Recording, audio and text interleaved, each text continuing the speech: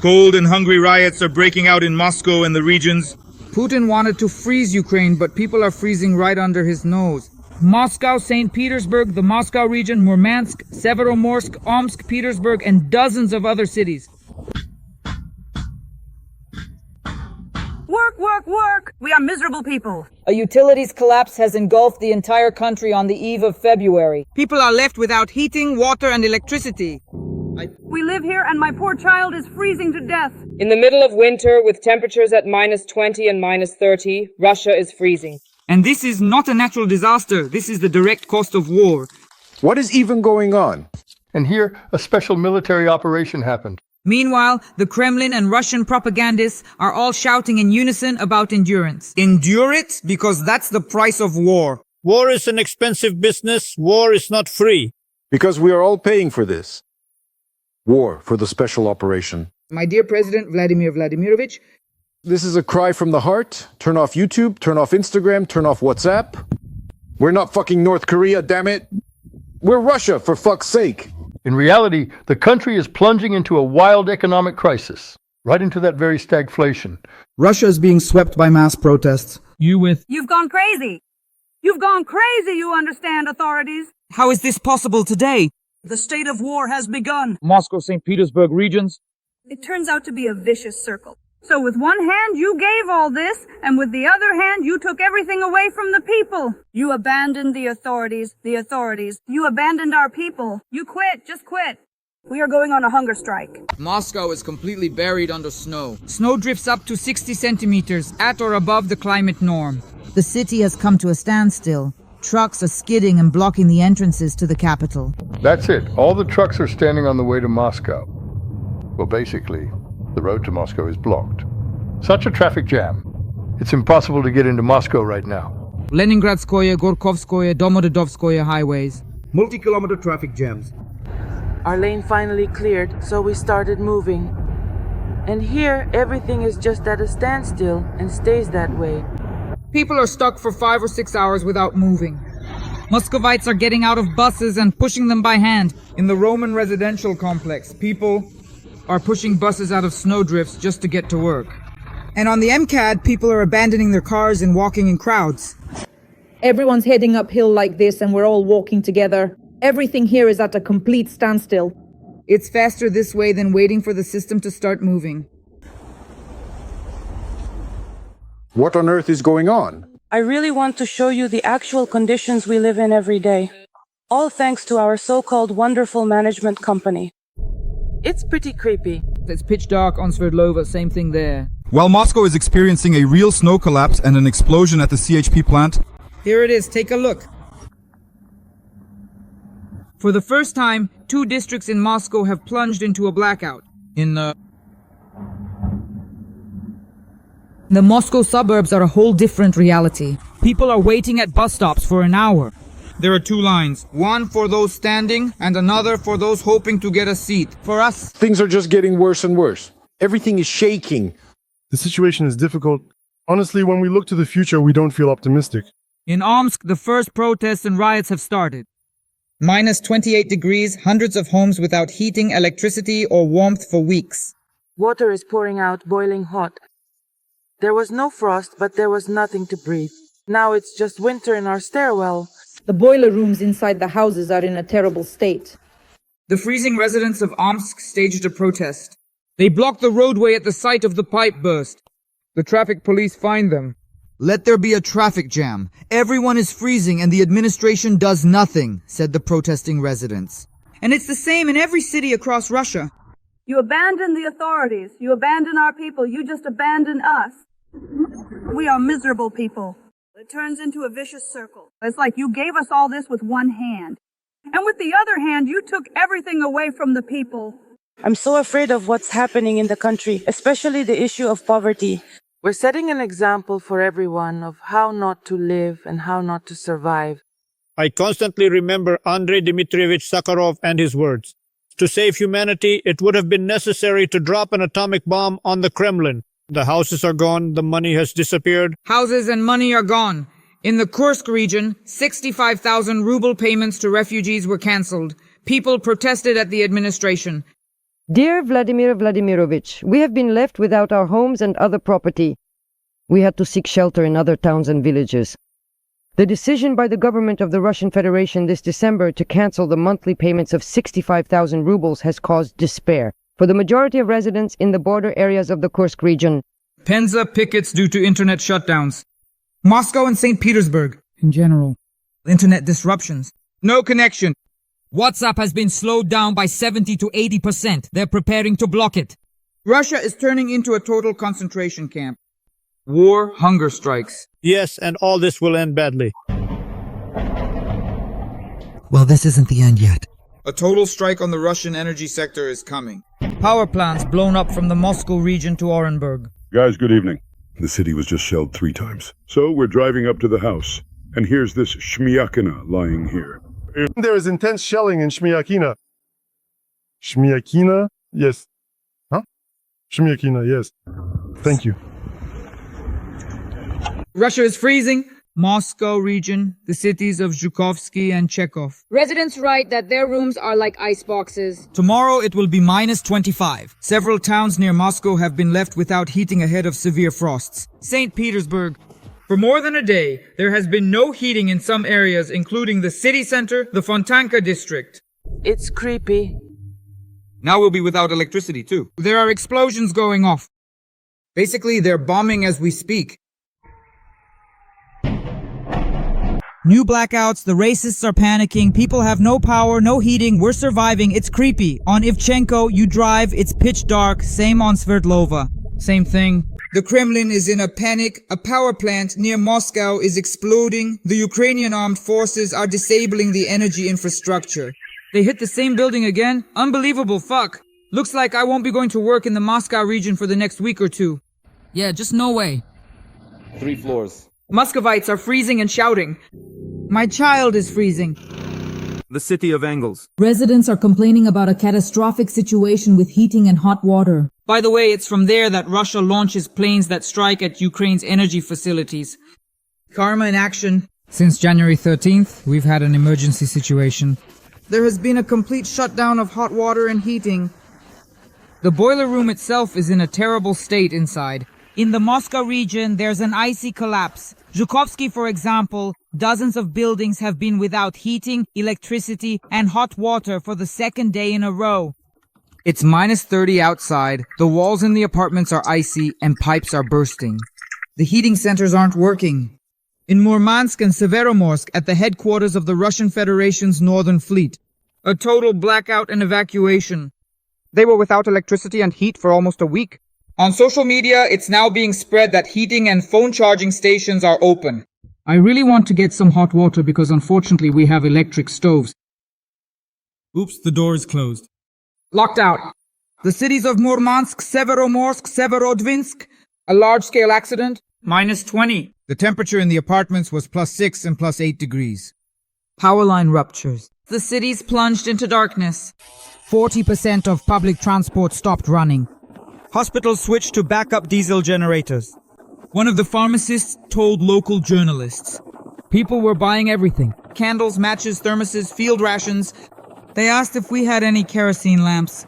Murmansk is without power. Blizzards and ice brought down a power line support. The Severomorsk district and Murmansk are without electricity, communication, or heating.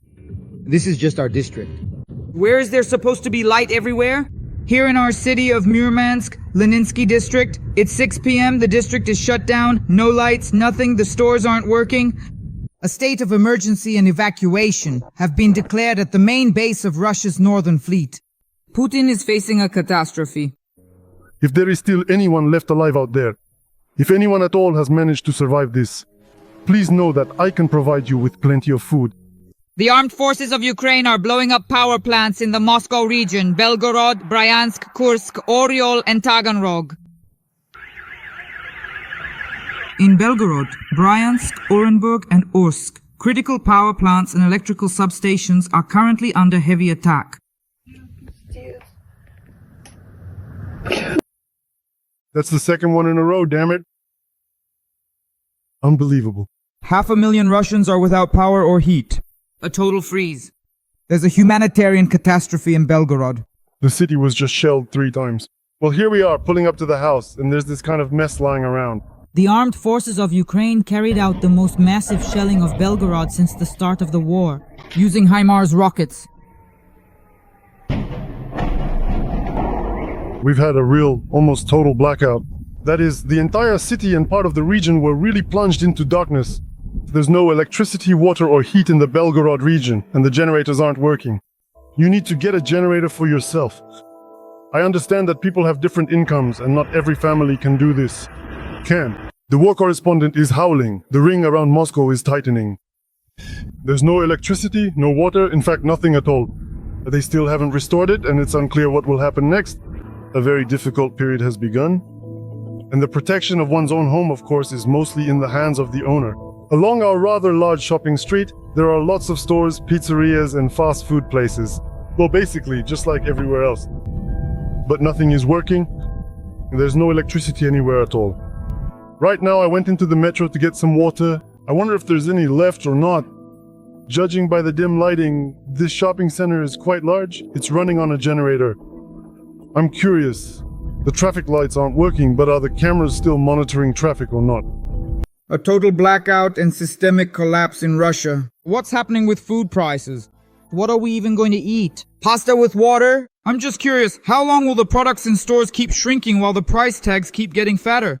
Things I had to give up in 2026 because they became too expensive. Cucumbers! 330 rubles, and that's not even for a kilogram. And on Avito, stores are closing in droves. People are selling their businesses, and they're not even shy about it. People are openly writing due to the increase in VAT. In Moscow, the richest region of Russia, the question isn't whether to close or not. The question is when to close. We have a small family business, a bakery. We fully understand that the country is in a difficult situation. We understand that raising taxes is a necessity. The first thing is money. Budget money. As we've already said, there is a severe shortage of budget funds. And there will be even more of a shortage going forward. It's just like how he orchestrated Maduro's abduction. Why wouldn't he? Why wouldn't special forces just fly to Neglinaya and kidnap the head of the central bank? Russia is facing economic and energy collapse. There is total devastation there, for which Putin, the Kremlin, and the Russian murderers who are destroying Ukraine are responsible. Kyiv and other cities in Ukraine are freezing because Putin and his cronies are launching missiles and drones at Ukraine. The Moscow region, St. Petersburg, and other Russian cities are freezing because Putin, along with his Kremlin associates, he is launching missiles and drones at Ukraine instead of spending those billions of dollars to repair his own heating systems, sewage, power plants, boiler rooms, and elevators. One wants to say the silent, obedient herd is freezing in their homes all across Russia. But there is one big but. A population that has chosen a criminal as its leader is not his victim. It is his accomplice. And I constantly remember Andrei Dmitrievich Sakharov, whom I was fortunately acquainted with. I remember him, his words. To save humanity, it would have been necessary to drop the atomic bomb on the Kremlin. Hello, my name is Valentina. I am a resident of the house at 43 Sovetskaya Street, Engels. This is an appeal to Alexander Ivanovich Bastrikin. We have had a problem since the beginning of the heating season, even since the start of December. We have issues with the regulation of heating and hot water supply. Since January 13th, we have had an emergency situation. We have LLC Teploresurs, which services not only my building's address, as well as Volgogradsky Lane, 1, Stepnaya 39, Stepnaya 37, Zelyony Lane 20, Petrovskaya 69, Lev Kosilia 20, Stepnaya 35A, as well as other addresses in the city of Engels that they service. There are a lot of them have all faced the problem of hot water and heating being shut off. In general, starting from January 13th for a whole week, the temperature in our apartment was 13 to 15 degrees, and it's the same at most of the other addresses. That's how it still is. In other words, the boiler houses weren't started up. They're trying to get them running according to the heating utility. I actually went there myself, and they're trying to get them started. But they say the problem is with Vodokanal and with the energy companies. That's what they're saying. Hello, dear Alexander Ivanovich Basikin. I'm reaching out to you as a resident of Engels. My name is Karina Galaika. At the moment, I live in Engels on Telmana Street 13. We have a boiler house at 1 Volgogradsky Lane. The boilers which, at this address, 1 Volgogradsky Lane, repairs are needed. There are supposed to be 3 boilers operating there. But right now, as one of the administration heads explained to me, supposedly only 2 boilers are working. At the moment, I actually think that only 1 boiler is working there. The boiler house itself is in a terrible state inside. Honestly, there are probably, I don't even know how many trucks here. I think they stayed overnight. Now our lane has cleared up, so we're moving. And here everything just keeps standing still and standing still and standing still. Just a little bit left, some turns, my house. But I have a feeling we're stuck for another half hour or so. Everything's uphill like this, and we're all walking together on foot. Everything here is at a complete standstill.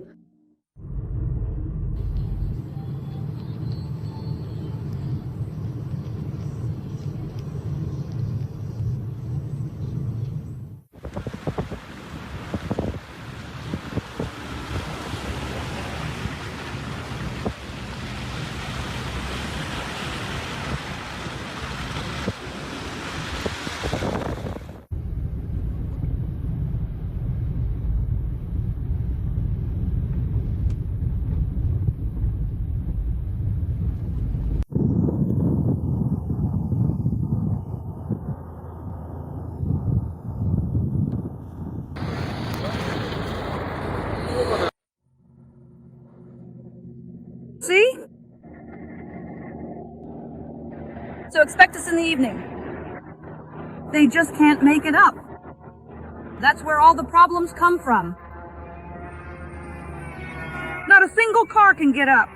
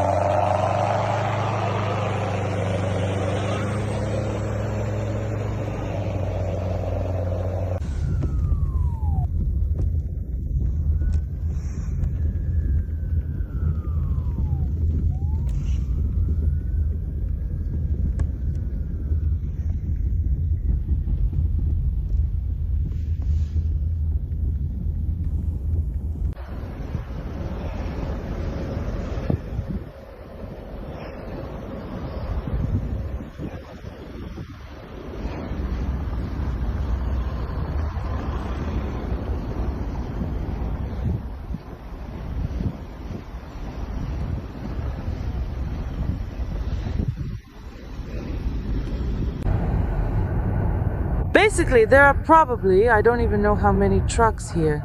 I think they stayed overnight. Now our lane has cleared up, so we're moving. And here everything is just at a standstill, not moving at all. Just a little bit left, some turns, my house, but I have a feeling still half a